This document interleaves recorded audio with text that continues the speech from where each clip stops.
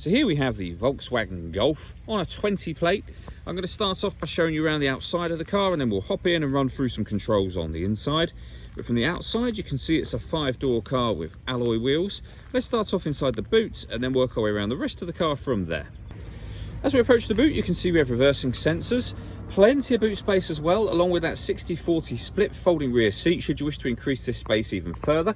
And then this tray section can lift to give you more space, and also, as you can see, a space saver spare wheel.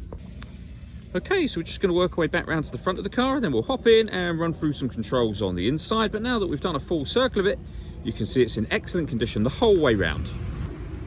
Just briefly before we climb in, I think that's what we're seeing the interior from this exterior point of view. There's plenty to run through on the dashboard, so let's hop in and we'll do that now.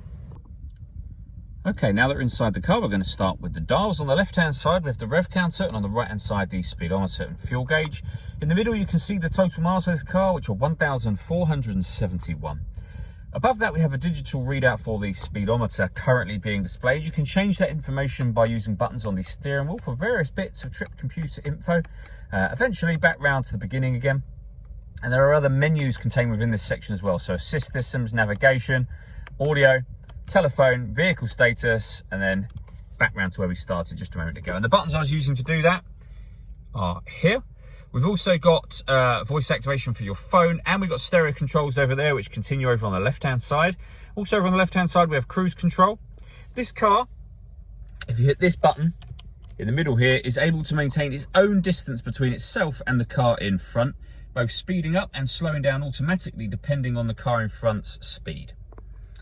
Over in the centre, we have the touchscreen for the car. So here is where you can access your radio, DAB, FM and AM radio. You can also access your own music from here as well. So if you want to listen to a CD, for example, you can do.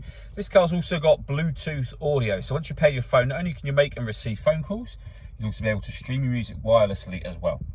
Also, this car's got satellite navigation. There's a full video that shows how that works on both our website and also on our YouTube channel as well. And if we pop the car into reverse, you'll see we have a full colour reversing camera with guidelines showing you what direction the car is headed in relation to the image that's being shown on the screen.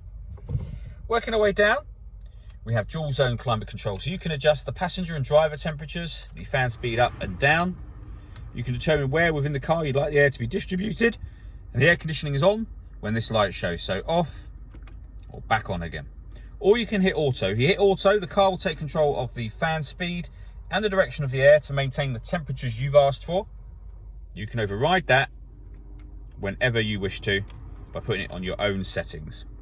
We've also got heated driver and passenger seats, both with 3 different heat settings each. This cubbyhole section will open up to reveal some storage and also your USB input. We have a 6-speed manual gearbox. This button turns the parking sensors on and off. This one turns off the stop and start. This car is designed to cut out when it's stationary in traffic to save you fuel. That system is now turned off.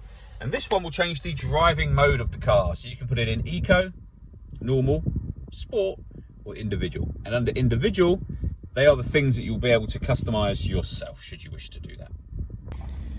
All that leaves me to say is thank you for taking the time to watch this video. If you'd like to come and see the car in person and have a test drive, please feel free to call any of our MJA sites. We'd love to hear from you soon.